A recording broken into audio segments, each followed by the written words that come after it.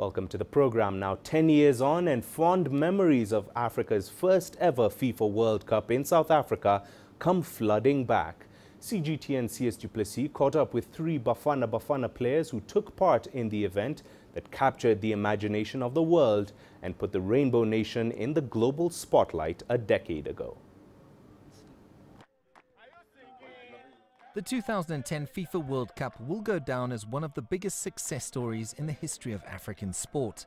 From the way the tournament was smoothly run, the quality of the matches on show, to the way in which it lifted the entire Rainbow Nation. Will long be remembered for a select few who could say they were there and were a part of the global event. Yeah, look, it was a fantastic time in our history.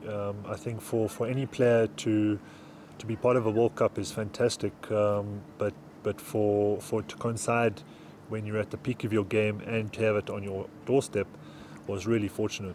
Renilwe Lecholonyane says he has one moment that stands out for him, and walking out for South Africa in the opening clash against Mexico is one he will cherish for the rest of his time on earth.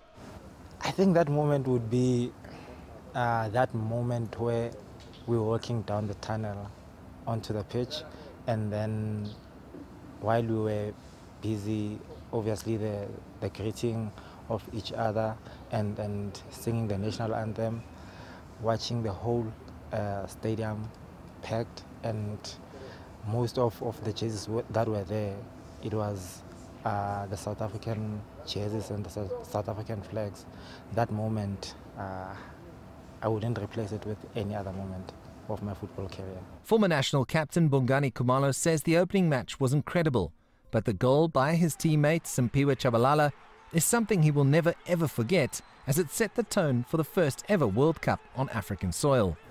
It was incredible. I think you can score all sorts of goals, tap-ins or whatever it is, but just to score a goal like that at that stage was just truly special for everyone that was involved, especially for him as well.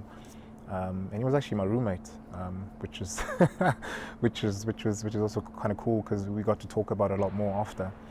But that feeling is just incredible, and if I could bottle it, I mean, that's something you keep for a lifetime and share over and over. Although the World Cup may not return to Africa in the near future, many feel that it will return one day because of the foundation South Africa put in place by hosting a seamless event 10 years ago. Oh yeah, we'll host it again. Undoubtedly, because it was so successful in 2010,